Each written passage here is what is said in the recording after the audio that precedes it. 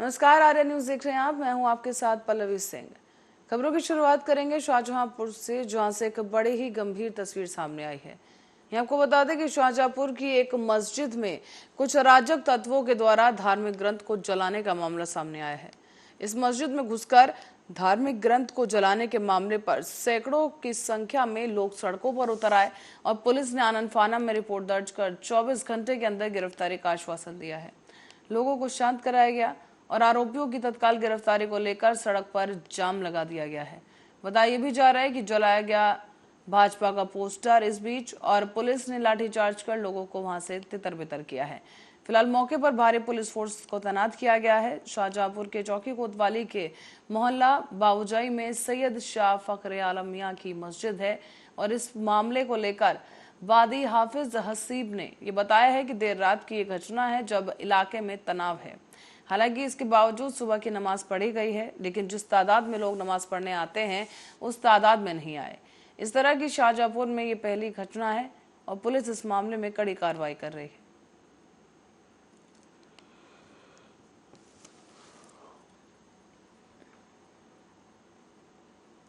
रायबरेली से खबर है, जहां हरचंदपुर थाना इलाके में डिडौली पुल के पास एक इलाका है जहां पर आज दुर्घटना का क्षेत्र ये इलाका बन चुका है। तस्वीरें पहले हम आपको दिखा दें कि यहाँ ये गाड़ी और ट्रक की जो दो तस्वीरें हैं वो सामने आई हैं। दो दुर्घटनाएं उसी क्षेत्र में इसी रास्ते पर हुई हैं आज, जहां आपको बता दें कि लखनऊ प्रयागराज मार्ग पर थोड़े ही समय के अंतराल पर ये दो वाहन दुर्घटनाग्रस्त हो गए। गनीमत ये रही कि दोनों वाहन में चालक और सवारी बाल बाल बच गए हैं।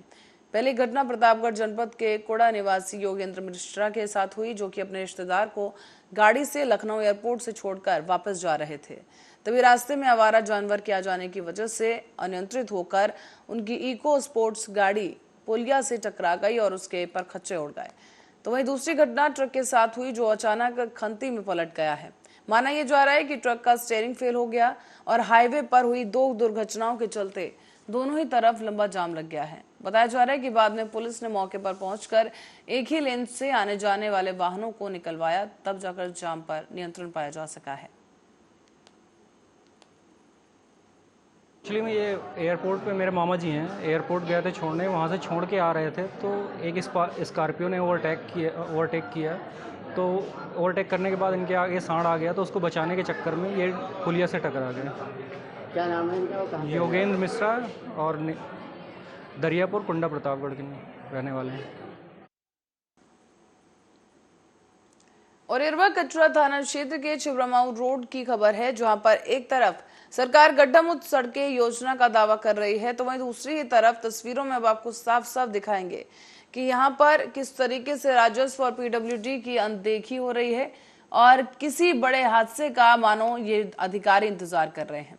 तस्वीर में देखा जा रहा है कि यहाँ पर किस तरीके से मोरम भरे ट्रकों में पानी भरा जा रहा है और उसी के साथ साथ पूरे रोड पर मोरम और पानी फैल रहा है। क्या प्रशासन किसी बड़े हादसे का इंतजार कर रही है कि आखिरकार कब जागेगा प्रशासन? ये बड़ा सवाल उठ गया है, क्योंकि आपको बता दें कि सड़क पर मोरम बिछी हुई है, जिसके कारण आने जाने वाले वाहनों को कोई भी परेशानी हो सकती है, कभी भी एक बड़ा हादसा हो सकता है। लेकिन प्रशासन का बेपरवाह रवैया औरैया में इन तस्वीरों के जरिए साफ दिखाई दे रहा है। तस्वीरों में आप भी देख सकते हैं कि सड़क पर मोरम बिखरी जा रही है और मोरम के एक ट्रक से ये पानी बह रहा है, जिसकी वजह से कोई भी हादसा हो सकता है। लेकिन इस पूरे मामले पर अब तो कोई संज्ञान नहीं लिया गया है।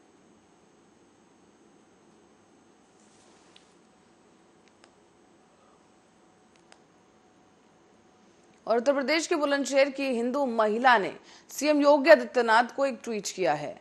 हिंदू पीड़ित महिला का कहना है कि मुस्लिम युवक ने उसे अपने झांसे में लिया, उसके साथ संबंध बनाए और इसके बाद ये महिला गर्भवती हुई। अब आरोप है कि जुनैद उसकी वीडियो वायरल करने की धमकी दे रहा है और लगातार पीड़िता के साथ रेप कर रहा है।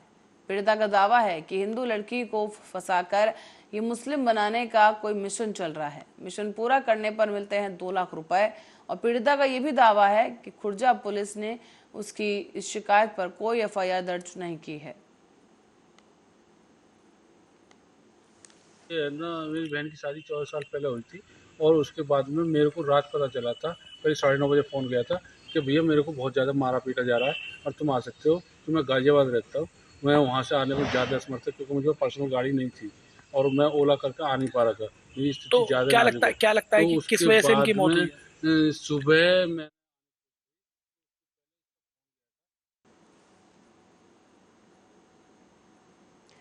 मथुरा में एक होटल में अचानक से आग लग गई।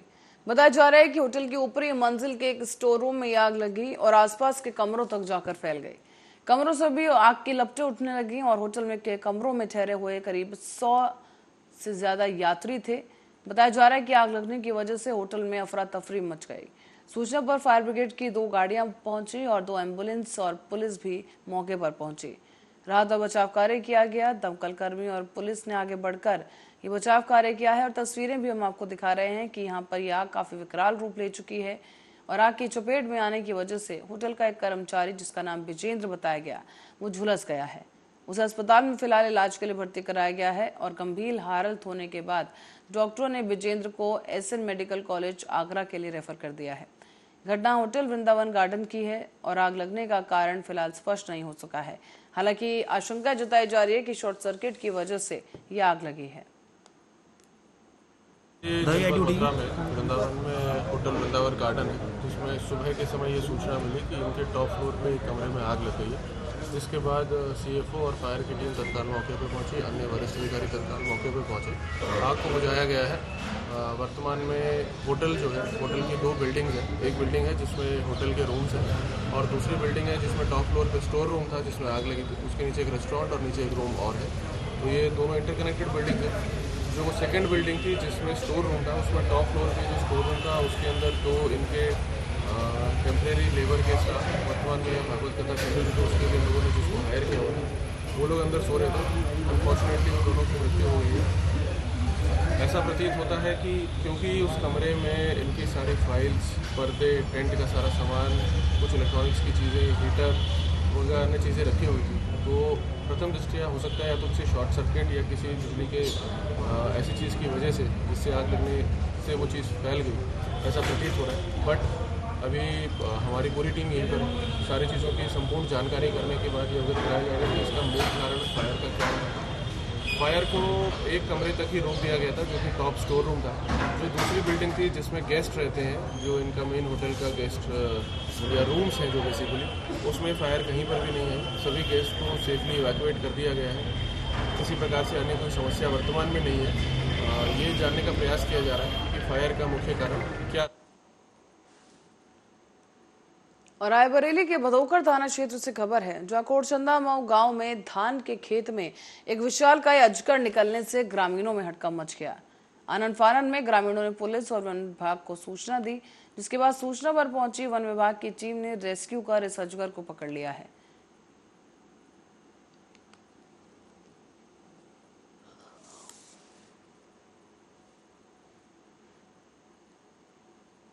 रायबरेली में स्कूल से चौंका देने वाली तस्वीरें सामने आई है। यहाँ बच्चे स्कूल में पढ़ते हुए नहीं बल्कि साफ सफाई करते हुए नजर आ रहे हैं। यहाँ मासूम बच्चों से झाड़ू लगवाई जाती है और पढ़ने से पहले इन छात्राओं से सफाई करवाई जाती है। और ये तस्वीरें आप भी देख सकते हैं कि यहाँ पर स्कूल का क्या हाल है। यहाँ छात्राओं का उनको स्कूल में सफाई करनी पड़ती है, जिसका वीडियो अब सोशल मीडिया पर वायरल हुआ है। राही ब्लॉक के मोनई प्राथमिक विद्यालय का ये मामला है, जहां पर स्कूल के नन्हे छात्रों से पढ़ाई की बजाय उनसे साफ सफाई करवाई जा रही है। स्कूल प्रशासन यहां पर आंख मूंद कर बैठा है, या यूं कहें सब कुछ उनकी देखरेख में किया जा रहा है, जहां पर काम किया जा रहा है। और ये तमाम बच्चे स्कूल में झाड़ू लगाते हुए इस वीडियो में देखे जा रहे हैं।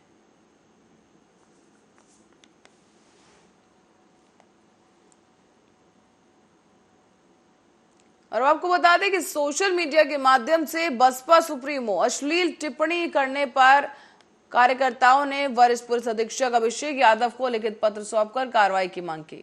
दरअसल ये पूरा मामला है बहुजन समाज पार्टी की राष्ट्रीय अध्यक्ष और उत्तर प्रदेश की पूर्व मुख्यमंत्री रही मायावती से जुड़ा, जहां मायावती के प्रति फेसबुक पर राघव भारद्वाज, विश्वनाथ गौतम, मेघश्याम गौतम, केपी पाठक और अन्य 4 लोगों ने जातीय विद्रोह और धार्मिक और सामाजिक भावनाएं भड़काने के उद्देश्य से अभद्र और अश्लील टिप्पणी कर दी है।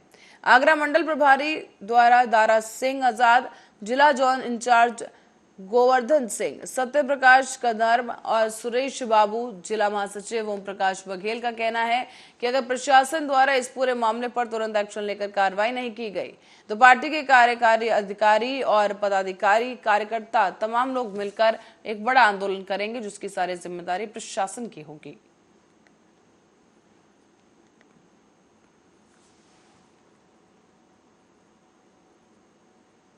और कानपुर देहात में स्वाट टीम और कोतवाली पुलिस को बड़ी कामयाबी मिली है। यहां वाहन चोर गैंग के सरगना समेत 5 सदस्यों को गिरफ्तार कर लिया गया। जिले में लगातार वाहन चोरी की घटनाओं के चलते पुलिस लगातार गिरोह की गिरफ्तारी कर रही है और पकड़े गए गिरोह के सदस्य जनपद कानपुर देहात समेत कई अन्य जिलों में चोरी के जो वाहन हैं उनकी घटनाओं को अंजाम दे चुके हैं। पकड़े गए आरोपियों के पास से 13 बाइकें, 2 तमंचा, कारतूस और चाबियों का गुच्छा बरामद किया गया। पकड़े गए आरोपियों की निशानदेही पर गैंग के अन्य सदस्यों की गिरफ्तारी के लिए भी पुलिस प्रयास कर रही है। कोतवाली अकबरपुर क्षेत्र का ये मामला बताया गया। अंकुश लगाए जाने और अपराधियों की गिरफ्तारी के लिए चलाए जा रहे अभियान और चेकिंग के क्रम में थाना अकबरपुर पुलिस और स्वाट टीम द्वारा अच्छी सफलता हासिल की गई है। 5 अभियुक्तों को गिरफ्तार किया गया है। इनके पास से 13 अदद मोटरसाइकिल मिली है जो चोरी की हैं और 2 इनके पास से तमंचे बरामद हुए हैं और 2 कारतूस बरामद हुए हैं। एक इनके पास से चाबी गुच्छा मिला है, उसमें भी करीब जो है 10-12 चाबियां हैं, जिसकी मदद से ये चोरी की गाड़ियों को मतलब गाड़ियों चुराने में उनका प्रयोग करते थे और गाड़ियां चुरा के ये बेच देते थे, उससे अपने शौक पूरा करते थे। तो क्या ये अन्य जनपदों में या अन्य थानों में इस घटनाओं को अंजाम दिया करते थे? जैसा आप देख रहे हैं, ये लोग अलग अलग क्षेत्र के रहने वाले हैं। इनके द्वारा पड़ोस के जिलों में भी चोरी की गई है, वहाँ से भी तमाम बाइकें इनके द्वारा की चुराई गई हैं। इन 13 बाइकों में कुछ ट्रेस हो गई हैं, कुछ बाइकों को ट्रेस किया जा रहा है और उस पर अगली कार्रवाई नियमानुसार की जाएगी। अच्छा, क्या इसको वाहन गाड़ी चुराने के बाद ये करते क्या थे? क्या जानकारी मिली? कैसे इसको खपत करते थे, बेचते क्या थे, क्या करते? ये इसमें जैसे 2-3 लोग जो है गाड़ी चुराते थे और इनके कुछ साथी जो बाकी और 1-2 लोग हैं, उनकी मदद से ये अपने नाते रिश्तेदारों में, अपने गांव में ये चोरी की गाड़ियां को खपाते थे, उनको बेच देते थे और उनसे जो भी पैसे प्राप्त होते थे आपस में बांट देते थे। अपराधों पर अंकुश। ताजनगरी आगरा के थाना ताजगंज क्षेत्र के एकता चौकी के गांव श्यामू में एक महिला के साथ उसी के ससुराल जनों ने उसके पति के सामने बेरहमी से उसकी मार पिटाई की है। इसकी वजह से महिला का गर्भपात हुआ। बता दें आपको कि महिला का ये आरोप है कि उसके ससुराल जन उससे गांव के एक व्यक्ति पर झूठे केस में फंसाने के लिए दबाव बना रहे थे। जब महिला ने झूठे मुकदमे में फंसाने के लिए अपने ससुरालियों को इनकार कर दिया तो उसके ससुराल जनों ने उसके बच्चों की गर्दन पर चाकू रखकर उसके पति से सिग्नेचर करवा लिए।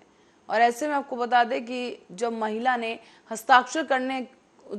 हस्ताक्षर करने को कहा गया, लेकिन महिला ने अपनी हट नहीं छोड़ी और उसने हस्ताक्षर नहीं किए तो महिला के साथ सभी ससुराल पक्ष के लोगों ने बदसलूकी कर मारपीट की है। जबरन हस्ताक्षर कराए गए और महिला का यह आरोप है कि गांव के ही प्रधान ने भी इस महिला को धमकी दी है।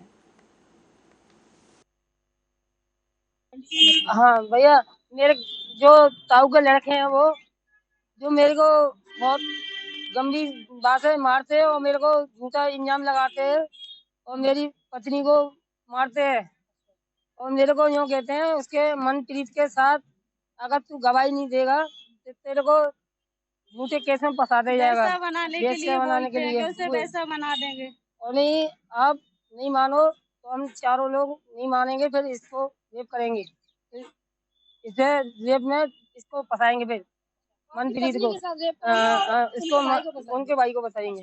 हाँ, ये बोला था मेरे से, अगर तू नहीं आया समझ में तो तेरे गांव से बाहर कर देंगे, बिल्कुल छेक देंगे, तेरे गांव से अलग कर देंगे, तो ये बजा देंगे गांव से। तो ये जीने गांव से निकालने। मैं पुलिस के पास गया था। मैं पुलिस के पास गया तो मैंने पूछी थी, मेरी सुनवाई नहीं करी थी। हाँ, मैं बोले तू इस भाई के मामले में तू मत बोले। हाँ, मेरा एक फोन था वो छीन के मेरी फोन की सिम भी तोड़ दी थी। हाँ, किन लोगों ने? उन्हें मेरे ताऊ के लड़के ने। हाँ, मोबाइल दे दिया, सिम नहीं तोड़ दी है मेरे को, वो सिम तोड़ के फेंक दी। मेरी पत्नी का मोबाइल है वो नहीं दिया। तुम्हारी पत्नी का फोन छीन लिया। हाँ, अब आप क्या चाहते हैं मैं पुलिस प्रशासन से क्या मुझे ये चाहिए, मदद चाहिए मुझे। हाँ मैं कोई ये कुछ घटना करे तो मेरे को सुरक्षा चाहिए। हाँ हमारी हाँ, जान के लिए बहुत खतरा है। मेरे दो छोटे ये छोटे मानेंगे नहीं। बच्चे हैं, वो विजय भी सिंह मर है, गए मैं। एक प्रधान है, एक लटेश है, और ये मेरे घर वाले हैं और को लड़के।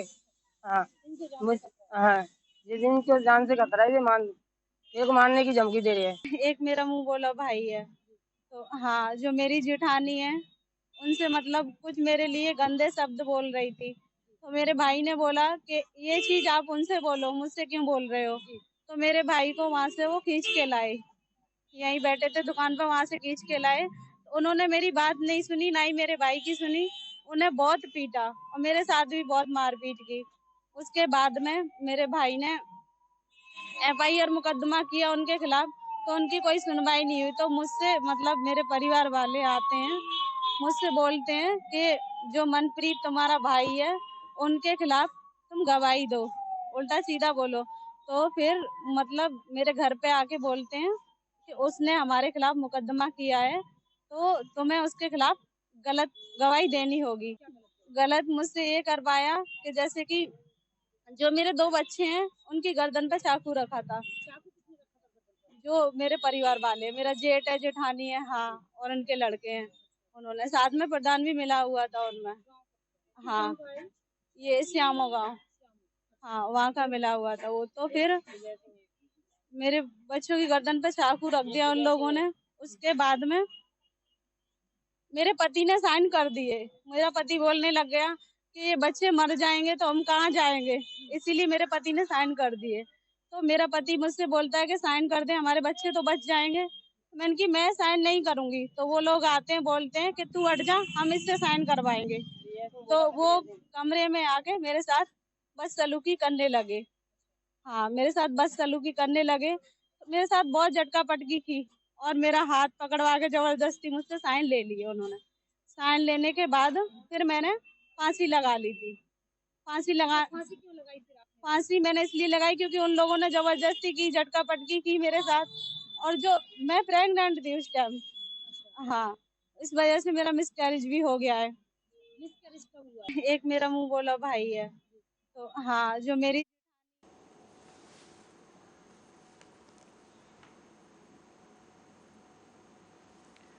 फतेहपुर में पराली जलाने को लेकर सरकार की सख्ती का असर अब जिले में भी होता दिख रहा है। कोई भी किसान अपने खेतों में पराली नहीं जला पाएगा। फतेहपुर के खागा कोतवाली के ईट गांव के मजरे सोहनपुर गांव में पराली जलाने की सूचना पर मौके पर पहुंची पुलिस टीम के साथ हाथापाई की गई।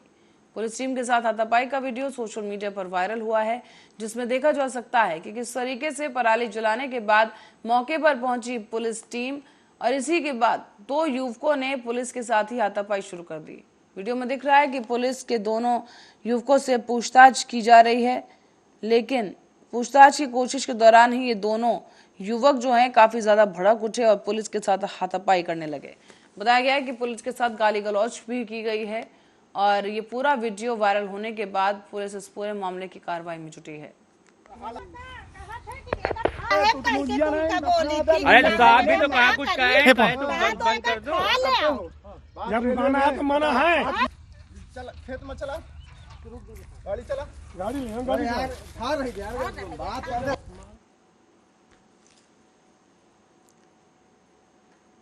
खबर अब मुंबई से है, जहां के घाटकोपर इलाके में स्थित नीलयोग मॉल के किड्स जोन में खेलते समय अचानक एक बच्ची बेहोश होकर गिर गई। मौके पर मौजूदा लोगों ने उसे नजदीकी हॉस्पिटल में पहुंचाया, जहां डॉक्टरों ने इस बच्ची को मृत घोषित कर दिया है। घाटकोपर पंतनगर पुलिस ने ADR दर्ज कर आगे की जांच शुरू की है। बताया जा रहा है कि बच्ची का नाम दिलीशा वर्मा है। वो अपने माता पिता के साथ नीलयोग मॉल में पहुंची थी और पुलिस ने बताया कि दिलीशा वर्मा अपने पिता और माता के साथ इस मॉल में थी और नीलयोग मॉल में जाने के बाद ये बच्ची स्लाइडिंग खेल रही थी और खेलते समय नीचे अचानक आने के बाद उसके सर में चोट लगी। चोट लगने से ये बच्ची बेहोश हो गई और सूत्रों ने ये भी बताया कि बच्चे को तुरंत फोर्टिस हॉस्पिटल लेकर पहुंचे, लेकिन डॉक्टरों ने बच्ची को मृत घोषित कर दिया है। हालांकि पुलिस ने बताया कि परिवार की तरफ से किसी प्रकार की कोई शिकायत फिलहाल नहीं की गई है।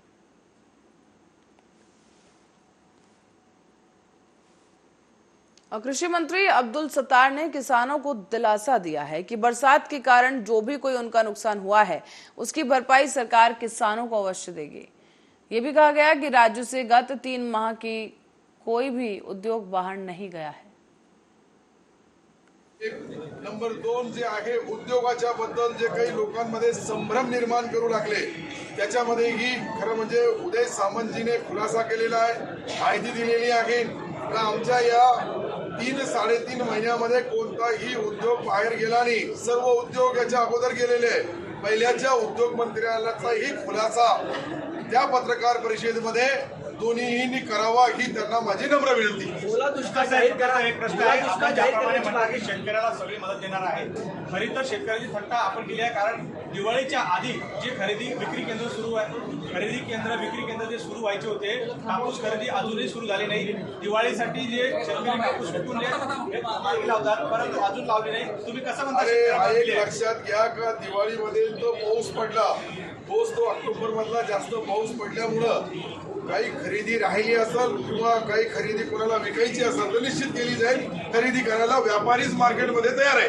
पण सर 6,500 रुपये MSP असताना फक्त 7,000वर ते विक्री करत आहे। माझ्या स्वतःच्या गावामध्ये जी खरेदी केंद्र आहे 32 केंद्रामध्ये 7,500 रुपयापासून 8,000 रुपयापर्यंत भाव आहे। तुमच्याकडे कोणताही असेल तर ते पाठवा। कोणत्याही केंद्रावर प्रायव्हेट व्यापारी आपल्या जी काही हमी भाव आहे त्याच्यापेक्षा जास्त देऊ लागतात। कॅबिनेटमध्ये आज उद्योगासंदर्भात आणि शेती संदर्भात खास करून चर्चा झाली। उद्योग जे गुजरातला गेलेले आहेत त्या संदर्भातली श्वेतपत्रिका काढण्यासंदर्भात काही चर्चा झाली का? म्हणजे दूध का दूध पाणी का पाणी असं काही करायचं आहे?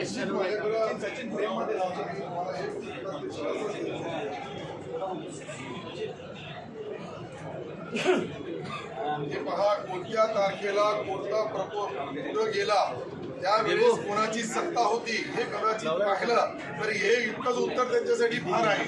मी जे बोलू लागलो तारखानिहा हे जे सविस्तर माहिती दिलेली आहे हे पहा। वेदांत कधी गेला त्याची 5 जानेवारी तारखेची आणि 5 मेला त्यांनी त्याबद्दल त्याचा खुलासा केलेला आहे। त्यानंतर दुसरी जे HPCची मीटिंग अनेक वेळेस त्यांनी बोलल्यानंतरही त्यावेळेस झाली नाही। 15 जुलैच्या अगोदर हे जे सचिवांच्या अध्यक्षताखाली जी। और इसी खबर के साथ ही बुलेटिन में फिलहाल के लिए इतना ही। बने रहे।